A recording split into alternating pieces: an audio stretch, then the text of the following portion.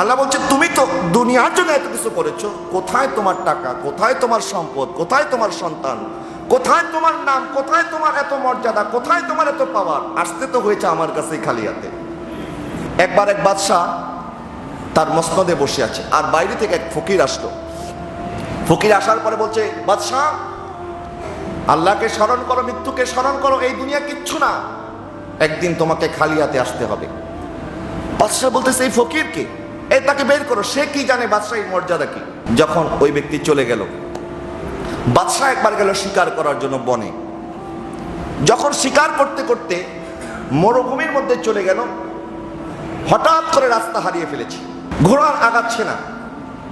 আর বাদশাহ এমন ভাবে তৃষ্ণার্ত হয়েছে, বাদশাহ আশেপাশে তাকাচ্ছে, আল আতাশ, তৃষ্ণা তৃষ্ণা বলে চিৎকার করছে, কিন্তু তার ডাক শোনার মতো তো আর কেউ নাই।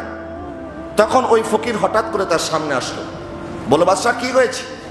বলে, আমার তো তৃষ্ণা পেয়েছে, যদি পানি আমার না জুটে আমি মারা যাব। তখন বলছে, ঠিক আছে, আমি তোমাকে পানি দিব, আমার কাছে পানি আছে। বলে, তাড়াতাড়ি দাও।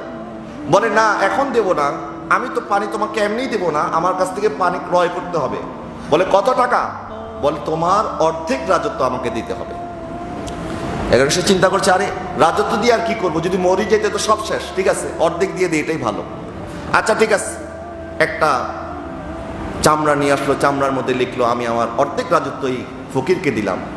তখন যখন পানি পান করতেছে, পানি পান করার সময় হঠাৎ করে পানি তার গলার মধ্যে আটকে গেছে। অনেক সময় পানি পান করার সময় গলার মধ্যে আমাদের আটকে যায়, ভিতরে প্রবেশ করতে চায় না। যখন আটকে গেছে, তখন বাদশাহ বলতেছে, আরে পানি তো পান করতে পারছি না। এখন ওই ফকির বলছে, আমি কিন্তু শুধু পানি বিক্রি করি না, আমি ডাক্তারও, চিকিৎসক, তুমি যদি বলো আমি তোমার চিকিৎসা করব। বলে, তাড়াতাড়ি করো। বলে, না এটাও বিনা পয়সায় করব না, তোমার বাকি অর্ধেক রাজত্ব আমাকে দিতে হবে। এখন সে চিন্তা করতেছে, আরে পানি না পাইলে তো, চিকিৎসা না হলে তো থাকবোই না, মরেই যাব, রাজত্ব দিয়ে কি হবে? ঠিক আছে, এই দুনিয়া তো যেখানেই জায়গা পাই সেখানে একটু থাকবো, অসুবিধা নাই, ঠিক আছে যাও, রাজত্ব দিয়ে দিলাম। গোটা রাজত্ব তাকে লিখে দিয়ে দিল। তখন ফকির ওই কাগজটা নিয়ে, ওই চামড়াটা নিয়ে চলে আসলো, বাদশাহ আবার চলে আসলো তার মসনদের মধ্যে।